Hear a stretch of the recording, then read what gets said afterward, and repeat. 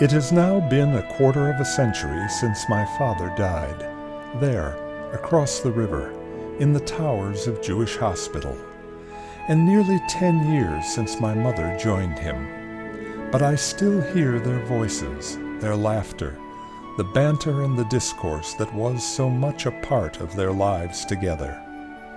And I hear as well their circle of friends, those dear companions they met in their 30s and bonded with for life. This is the story of that circle of friends. In 1948, my parents moved their young family to a suburban community called Westacres in West Bloomfield Hills, Michigan. Built in the 1930s using federal funds, the houses were hardly palatial, even by Depression-era standards. But each home stood on a full acre of land, so residents could raise their own food. I was 2 years old when we moved to Westacres, and during the 8 years we lived there, I discovered a child's paradise. There were no sidewalks, and we ran over the large lawns in bare feet all summer long. Westacres had large, undeveloped fields that were perfect for community bonfires, games, and the annual kite competition. Best of all, Westacres had its own private beach on Middle Straits Lake.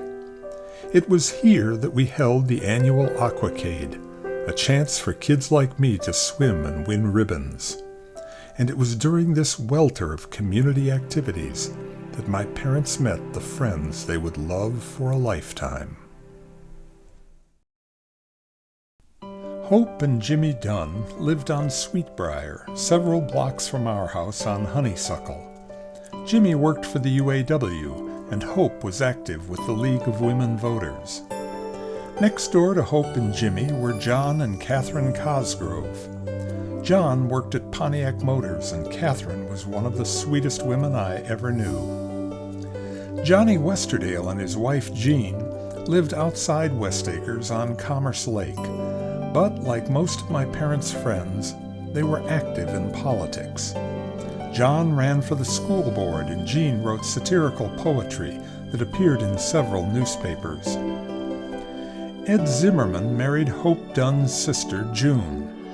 Ed worked in management at Chrysler Motors and was probably the most conservative member of the group. Ray and Wilhelmina Lottie were good friends of Hope and Jimmy's, and also lived outside of Westacres. George and Betty Helliker were the youngest of the group, and they gave George a big party when he finished his Ph.D. Cy Green also worked at Pontiac Motors like John Cosgrove, but Cy hated it right up to the day he and his family moved to Montana to open a ski lodge. Cy's wife Velma was 50 years ahead of her time with homeopathic medicine, but my father gave her a hard time about her homemade remedies. These 8 families, all in their mid-30s, all with children, began seeing each other socially and formed a group they called the Steak Club. They would cook out together, drink and smoke too much, dance and talk politics.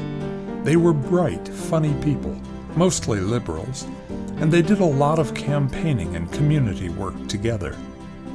These parties of the Steak Club became a frequent occurrence, and some of the more creative members, Gene Westerdale and my father, Bob Willinguts in particular, soon began writing poems and skits for the group to recite and act out. They wrote short musicals and got up costumes and props for their productions.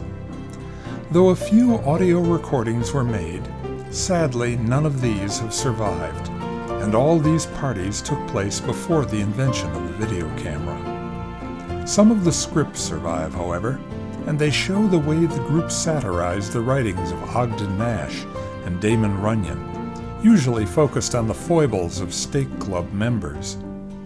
The 8 families did not just meet on the parental level. The children also became close. I played with Johnny Green, Cy and Velma's son, and with Russ Helliker, George and Betty's boy. My father and sister even played in a string quartet with Kathleen and Tom Dunn.